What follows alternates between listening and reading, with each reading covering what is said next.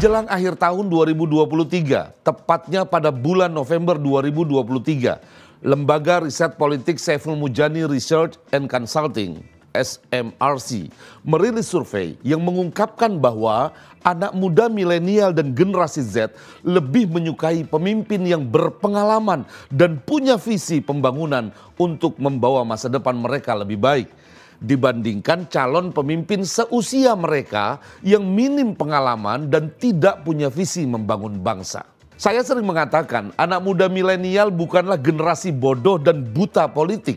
Pemahaman akan kepemimpinan nasional dan pembangunan bangsa menjadikan anak muda tidak mau lagi menjadi objek politik.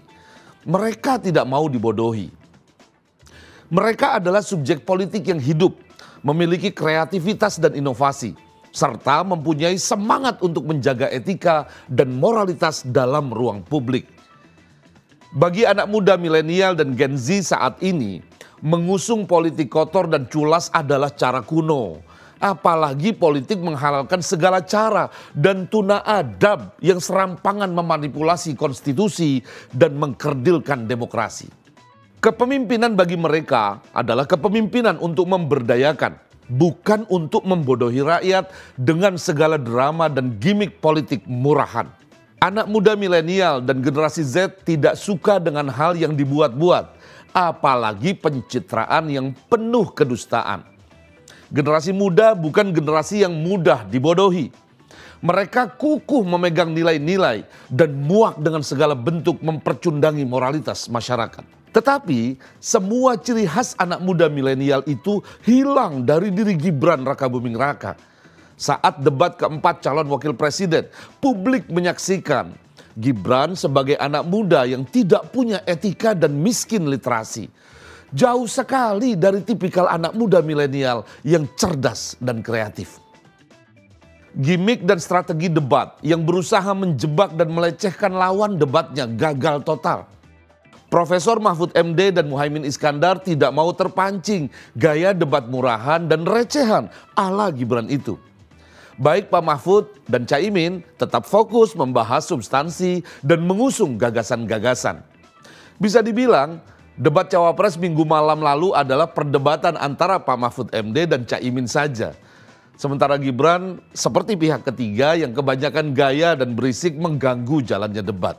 Kita patut berterima kasih ya kepada Pak Mahfud yang berusaha membawa debat tetap berkualitas.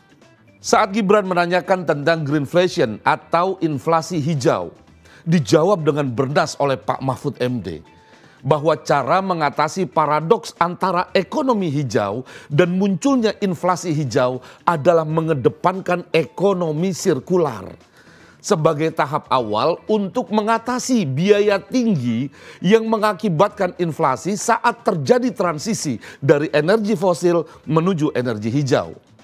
Tapi sayang sekali justru Gibran mengaitkan kebijakan inflasi hijau ini dengan peristiwa demo rompi kuning di Perancis. Ya begitulah jika kurang literasi, jawabannya misleading dan ngawur. Bukan hanya itu, Gibran malah menunjukkan dirinya yang tidak punya etika dengan gimmick acting mencari-cari jawaban. Di titik inilah Pak Mahfud menganggap debat dengan orang yang miskin literasi hanya akan berputar-putar tanpa substansi. Tidak menjawab pertanyaan dan mengembalikan waktu kepada moderator adalah sikap tegas Pak Mahfud daripada melayani perdebatan yang tidak bermutu dan recehan. Oke, saya ulas sedikit ya tentang greenflation ini. Inflasi hijau itu memang erat kaitannya dengan green economy atau ekonomi hijau.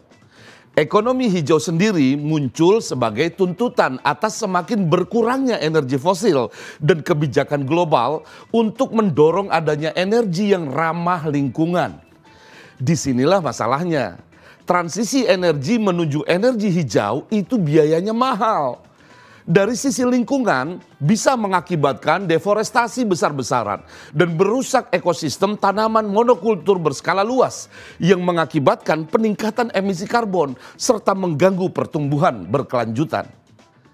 Selain itu, pada sisi rantai pasok pangan juga bisa menimbulkan masalah. Konversi pangan ke energi atau from food to fuel akan mengakibatkan kelangkaan pangan dan melambungnya harga pangan. Kenaikan harga terjadi karena perusahaan mengeluarkan anggaran lebih banyak untuk melakukan transisi energi, di mana biaya penggunaan energi hijau dianggap lebih mahal dibandingkan dengan energi fosil. Kenaikan harga saat transisi energi inilah yang menyebabkan inflasi dan sering disebut inflasi hijau atau greenflation. Penerapan transisi energi hijau yang bermasalah dicontohkan oleh Presiden Prancis Emmanuel Macron yang kemudian memicu demo rompi kuning dengan ribuan korban terluka dan 11 orang meninggal dunia dari pihak polisi dan masyarakat sipil pada akhir tahun 2018 lalu. Demo rompi kuning itu merupakan protes publik Prancis atas kebijakan pemerintahan Macron menaikkan pajak bahan bakar untuk menekan ketergantungan Prancis terhadap bahan bakar fosil. Hal ini terkait dengan agenda global yang berupaya mencegah kerusakan lingkungan dan krisis iklim.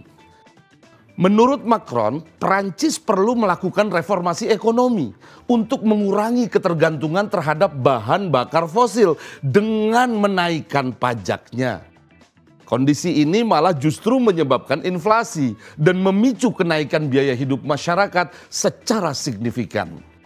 Masyarakat global berusaha mencari solusi atas paradoks yang muncul antara mencegah terjadinya inflasi hijau tetapi tetap berkomitmen pada ekonomi hijau.